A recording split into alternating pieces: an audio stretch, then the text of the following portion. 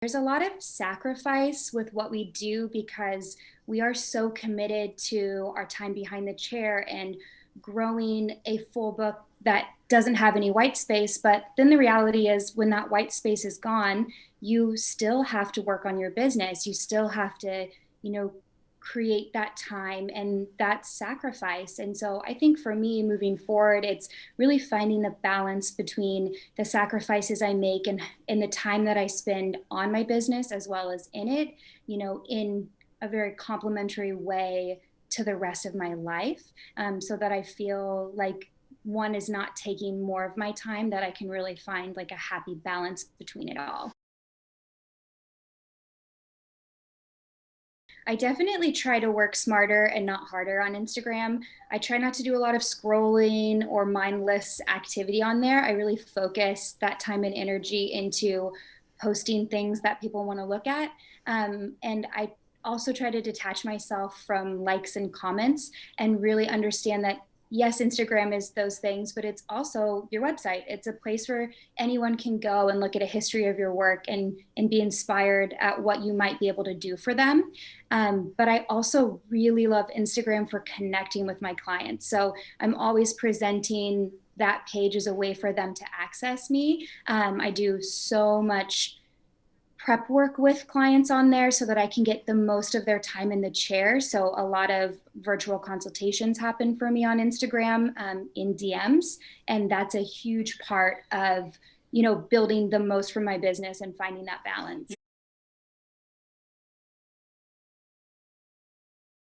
I hit in your bio, I hit the link that you have, and it not only takes me to the website, but your landing page on the website, so I don't have Yes. to crawl the website to find you. Like, I'm right there. And what's really cool is it got your Instagram hashtag link, your pricing, your bio, and the book now button. So I can actually use the salon's online booking feature on your page here to book with you online in real time. I'm curious as to how many first-time clients might take advantage of using booking with you online. A lot of people do.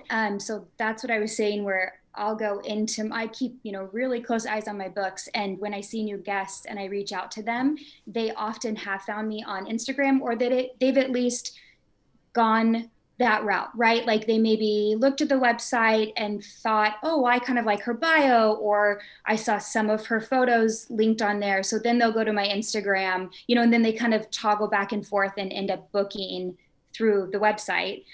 So it's just a really easy way to kind of connect everything Right. so that people know where you are, what salon you work at, how they can talk to you or communicate with you, what your work looks like. Oh, I love it. When clients book online, I'm hearing, as I'm kind of learning about this, that oftentimes the artificial intelligence inside of the Book Now feature might even show two or three other services, add-on services that would complement what they do and make that offering. I see you kind of nod in your head. Do you have that feature? And if so, how many of your clients take advantage of that? I would say a good number. And sometimes those add-ons confuse them. And I will see things that are kind of overbooked. And so, but again, like that's something you're going to hit in a consultation when you communicate beforehand. And so you can say, like, oh, I noticed you added this thing. Let's talk more about that. Or, that's part of this service. So we don't have to worry about that. But if you're looking for an additional, treatment, then you can get a quick conversation around why those things make sense. Yes, ours does that. And it is a really helpful tool for them. And sometimes they get confused. But again, that's, having access to you through DM. Someone could reach out to me and say, I don't understand the difference between these dimensions. What one do you think I need? And then that's the perfect opportunity for you to say, great, let's talk about your hair and what your long term goals are, to really create the best experience for them. Talking to someone ahead of time gives you that personal connection with them. It makes them feel cared for. And oftentimes it's something they've never experienced before that elevates that experience with you, that they won't no show you because they've already committed. Right. They've already spoke with you. They already know what the plan is. I very rarely experience no shows. And when I do, they are very one off. It is never new guests. It's always just, accidents, confusion, whatever. People who are like, please don't be mad at me. It's never new guests because they've connected and they're ready to get their hair done. It really gives the hairdresser an opportunity to, let's call it, the guest is sold not only on the appointment but on the person that's serving them. So the last thing I want to do is no show, because I would be ripping myself off. Yeah. So this online stuff is very, very big. You've been in high five-figure territory. Now you're in six-figure territory. You're managing that part of your life. We'll call it the personal side of your money life, in a way where you're able to build a rhythm of saving some money long term. You've got a nice base built up for yourself. When did that happen in the 401k? Because it sounds like you're well into that now. Yeah, I would say that serious savings, both with the 401k and like a personal savings account, really started to take off about 3 years ago.